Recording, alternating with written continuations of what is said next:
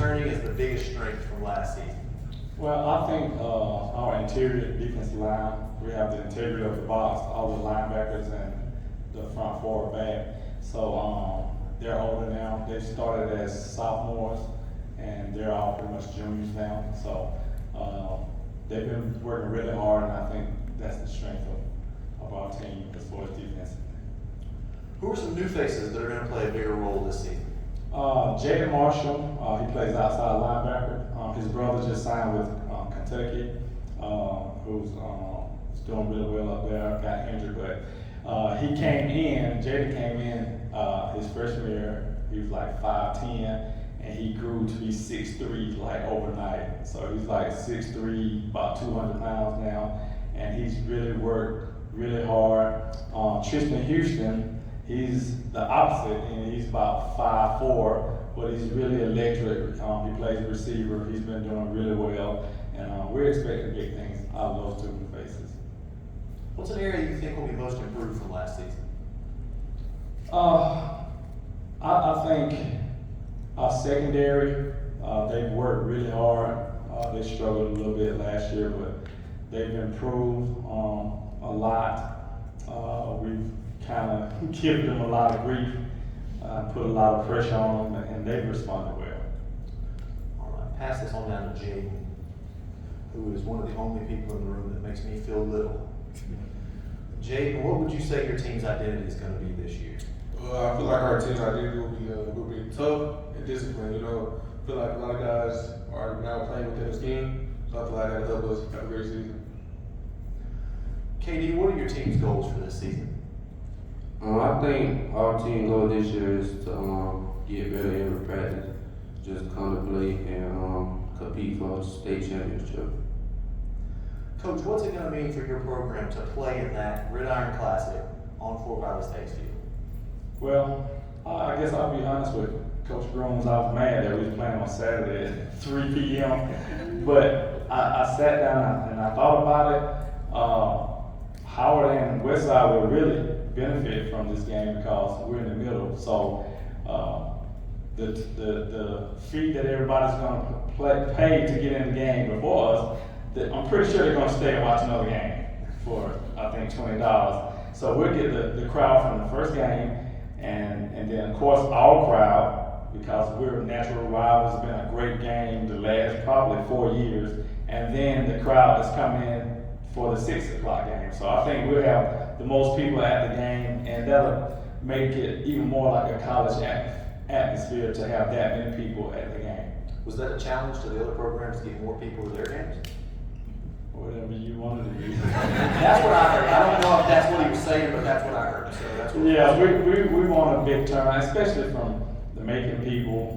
Coach Grooms has worked so hard. Misha, all the ADs have been behind them. And before I go on, we have a bunch of people with a lot of class who are coaches and ADs, and we've been in the system, most of us, for a long time. And the newcomers that are now here at Bill, we have a wonderful relationship, and I can't say that goes on in a lot of places. So we all get together and it's all laughs, shucking and jiving. Now we try to beat each other's brains out on game night, but we're really good people working for the common goal of these children. Good. All right, members of the media, anything for the Seminoles? What's your biggest worry? I'm sorry. What are you worried about? What do y'all kind of have to work on? Worried about losing. I don't like losing. I'm not a very good loser. I know how to conduct myself when I lose, but I don't like to lose. I'm very competitive, and my wife, as sweet as she is, she's very competitive. And every morning she gets up and looks into the mirror, and the first thing she does her eyes like this, and we're brushing our teeth, and she said, "Hey, you ready?" I'm like, "Ready for work?" "No, ready for the season."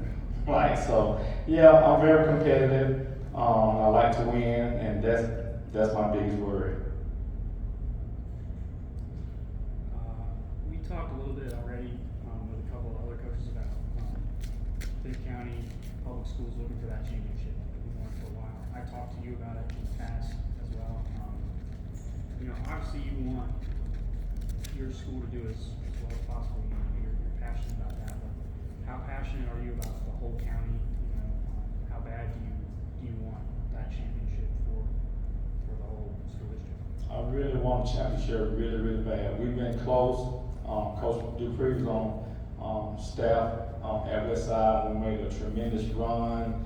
We were averaging like 50 points a game, got to round 3. So we've been to the semifinals like 3 times, which is the game right before the state. We've been to the quarterfinals like 6 times. So we just want to knock the door down because the last champion chip up here was Central in 1975. So that's a long drought. And the Atlanta Journal-Constitution wrote an article saying that Westside, it was kind of an insult and a compliment, saying that Westside was one of the winningest football programs in the whole state of Georgia without a title.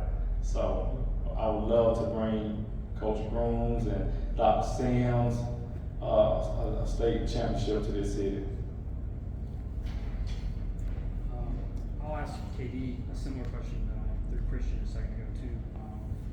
Quality of running backs in this county, I believe, is really high, public and private schools. So, how does it feel to be among a group of really great rushers, and what do you do every day? What do you strive to do throughout the whole season to count yourself among that group? It's great to have really tough, good running backs like in Macon. I just strive to like be one of the best, like work hard and train my body to take that beating during the season.